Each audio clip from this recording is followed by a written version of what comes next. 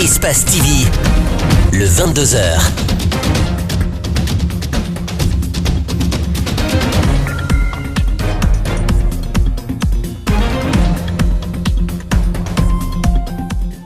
Bonsoir à tous, merci de votre fidélité et bienvenue dans cette grande édition d'information. Tout de suite, les titres.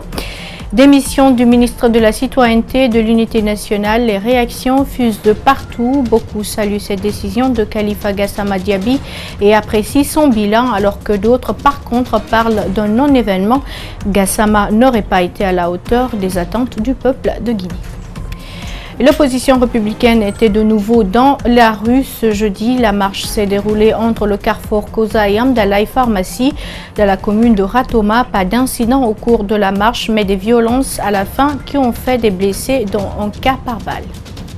Découverte d'une importante quantité de farine périmée dans un magasin à Dabompa dans la commune de Matoto, c'est le résultat de plusieurs semaines d'enquête menées par le colonel Moussa Tieboro et ses hommes.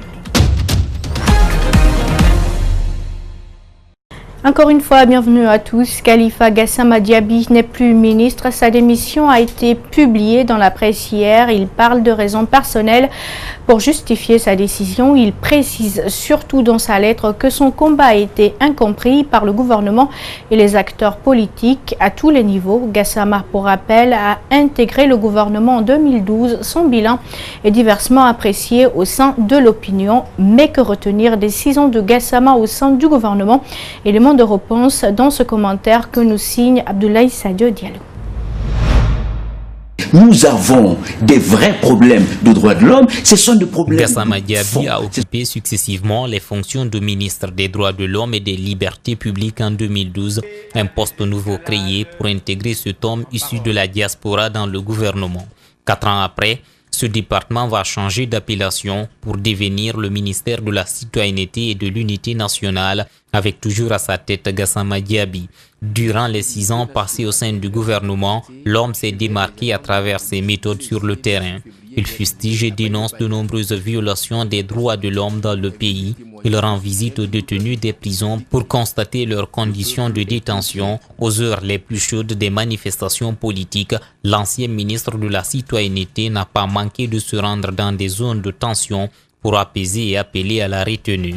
Connu pour son franc-parler et sa liberté de ton au sein du gouvernement, Gassama n'hésite pas. Il s'attaque à tout le monde, surtout aux extrémistes de tous les bords. Son passage au siège du RPG le 12 février 2018 en est une parfaite illustration. Les leaders, les responsables politiques ou publics qui pensent qu'ils ont le droit de sacrifier l'avenir de la Guinée pour leur profit personnel, nous ne l'accepterons plus. Il fera autant à l'UFDG devant les militants et leurs leaders à qui il demande de privilégier la paix en évitant la violation dans leur démarche. L'autre action concrète de ce ministre incompris, c'est la création d'une semaine nationale de la citoyenneté et de la paix en 2016.